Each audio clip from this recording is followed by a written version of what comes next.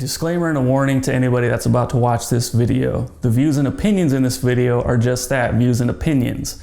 Everything you see is going to be done for research and entertainment purposes only. I do not advise nor condone the use of anything you're about to see in this video.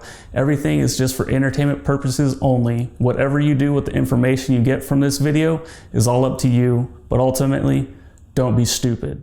Wrapping up another awesome week. Just finished an awesome training session, a speed bench with Mark and Chris Bell and our boy Sean Provost. It was really cool getting in here early on Easter Sunday. I don't know, something about doing stuff when no one else would be down to do it just feels better. This week we saw another PR. Last week I got stuck at, I believe, 285. And then following it up the following week with a lifetime PR. I don't know why when it's a long goal you say lifetime PR when it could just be a regular PR.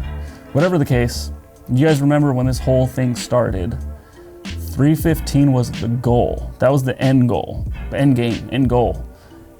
And I got that in my fourth week.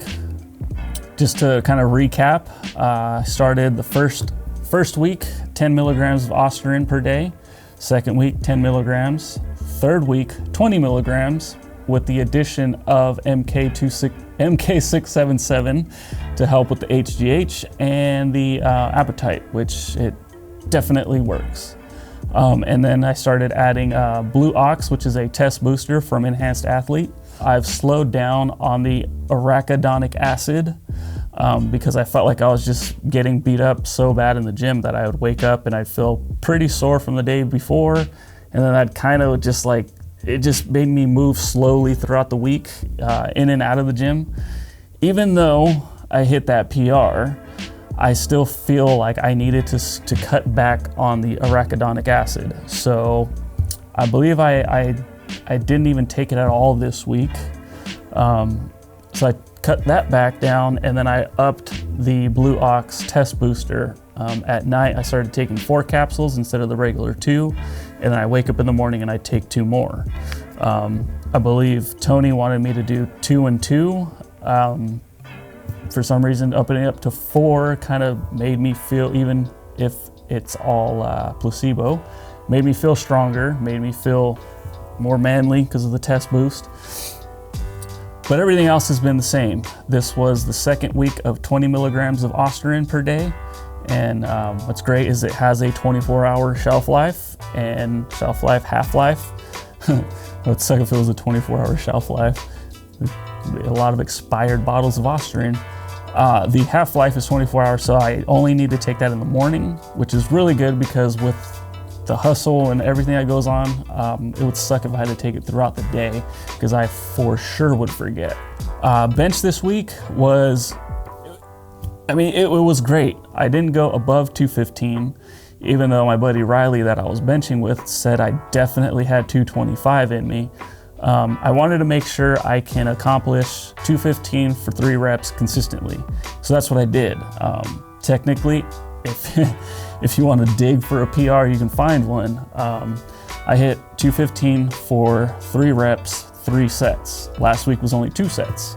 So it's a PR. It just depends how you want to look at things. Squats, on the other hand, squats were great. That was the best squat day I've had since we started this whole journey together. My previous PR, of course, was the 300-pound super high, super stiff box squat. I hit that for a single and I went for the double, but the bar got kind of loose on my back, and me not being used to heavy weight like that, I tried to adjust it and ended up sliding more off my back, so I had to ask the spotters to take it. So previous PR was a 300-pound box squat, high box. This week I hit 285 for a double for 3 sets on a lower box squat and a softer pad, and I did it successfully, like without really, obviously I accomplished it. It did slow down, it did took everything out of me, but I accomplished it and I didn't have any back pain. Sometimes working with Smokey, he might throw in some crazy ass workout that will destroy me. But I was able to get through it with little to no complaints.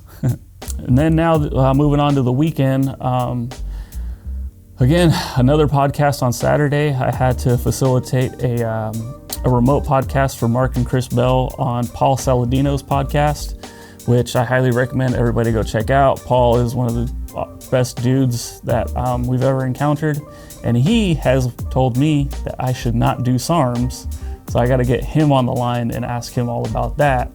But as they were podcasting, I ended up getting just a cool pump, worked the shoulders, just kind of moving around, making sure I didn't hurt anything for today's bench session, which you guys saw. We did speed bench. I kept up with Chris and Sean, and then got fired up watching Mark. I wish I recorded it, but it was just kind of like a bro moment. Mark was showing me how to flex. He's liking what he's seeing too. He sees the progress. He's excited for me, and it feels good to when your boys have your back.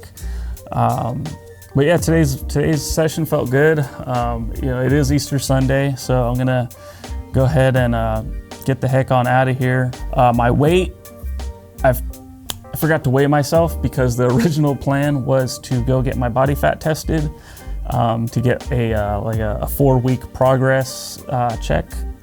But like I said, I had the podcast yesterday, and then today I got the text message, be at the gym at 6:30 in the morning, we're training, from Mark. So I can't get it tested now because there's a whole protocol. You can't train within 12 hours, you can't eat within 12, and you can't have... there's a lot of stuff to muddy it up that I don't want to mess up for you guys, so I'm gonna forego that. I won't be able to get to it tomorrow because we have so much shit to do in the morning that I won't get to it. So potentially Tuesday, we'll see. We'll see if I can get that out to you guys pretty quick.